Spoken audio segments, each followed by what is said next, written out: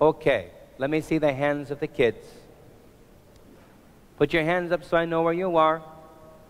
I see you. I see you. Okay. We've been talking about Moses and the Israelites, and they're in the desert. And the last time we talked about them, what were they doing? They were complaining, right? They were complaining, and God gave them everything that they needed, and they were still complaining. But God still loved them. So, he said, it's time to go to the mountain.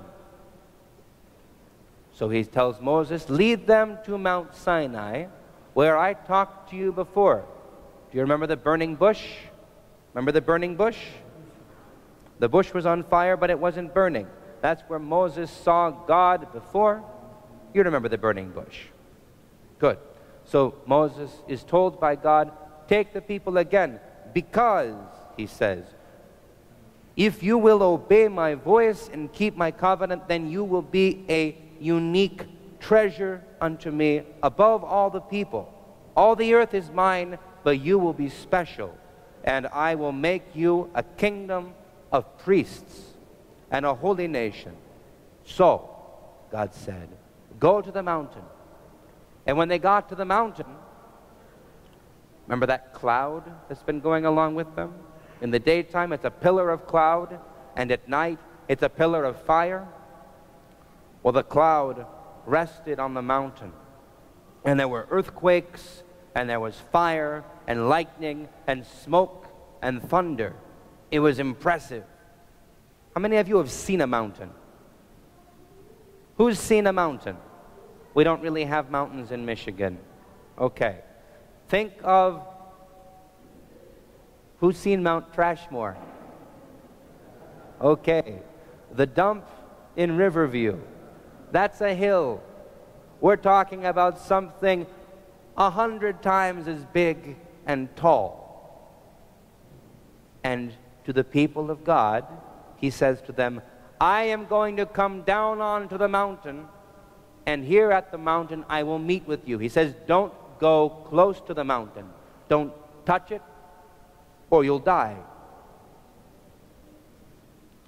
But I'm going to come, and you will come close to the mountain, and I'll talk to you. And then the people get together a delegation, and they go to Moses and they say, Mr. Moses, no, we can't do this. You know, you go and talk to God for us. Please, we don't want to die. Because they're scared, which is a reasonable thing when you see a cloud and a pillar of fire and smoke and lightning come down on a big, huge mountain and the earth is shaking, right? So Moses goes up the mountain. And what does God say to him?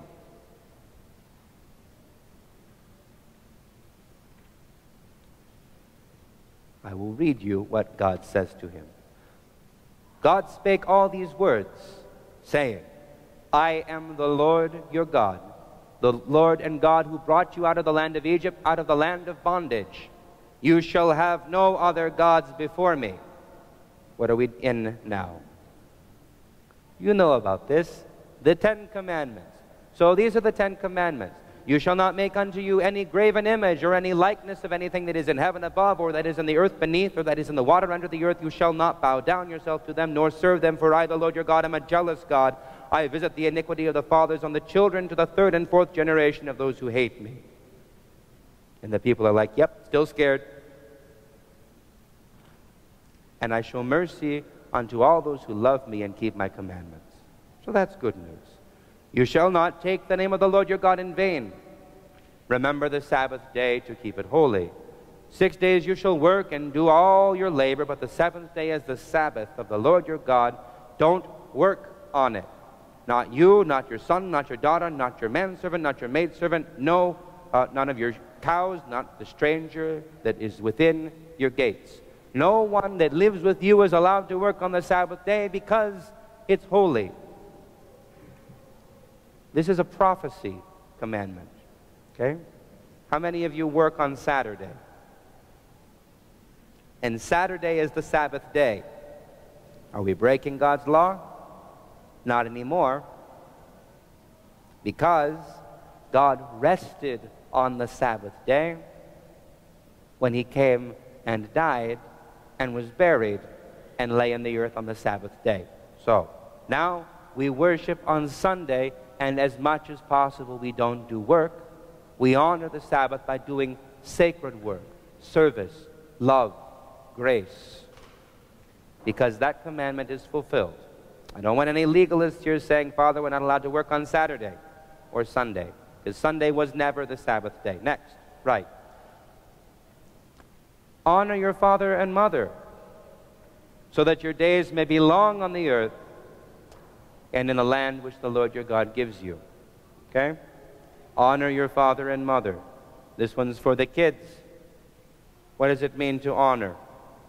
We'll talk about this again.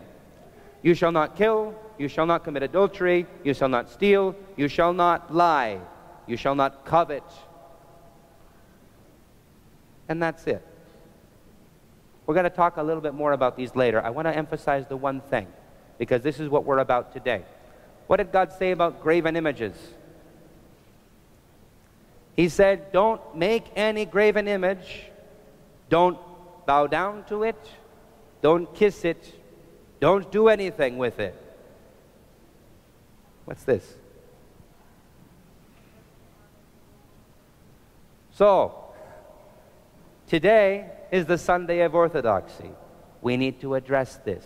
God says, don't make images, and we make images. Why? This is very simple. God says, don't make images when God hasn't come as a human being yet. His presence among the people is a cloud and a pillar of fire.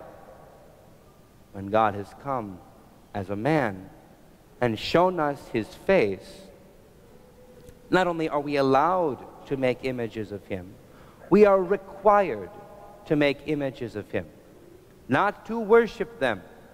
We never worship an icon. We give honor to the icon because it shows us what? What do you make pictures of? People that you can see. You can't make a picture of something that you can't see, which is why God says don't make any pictures to worship. No images. But now we can see God, so we make pictures of Him. And what did we say before? What's the main image of God? The human being, the person. So we make pictures of them too. The saints are living icons of God, and we make pictures of them because they are pictures of God. So we have two of the commandments that have changed a little bit. They're not gone away completely, but they've been fulfilled. And that's why we're going to carry the icons through the church. Enjoy that these commandments, that we can read and we can understand, that we see more than the people did that day. Even though they saw the big huge mountain and the earthquake and the fire and the lightning and the cloud and all of these marvelous things, we see more than them because we see the face of God.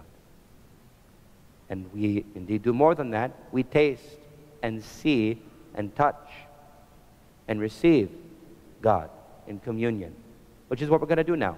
So, stand up, go to the back, but first, briefly, remember, Sunday school, do not dismiss upstairs. Go into the hallway with your icons and the teachers, and as the procession starts to come around, join in right behind the altar boys and me. Okay?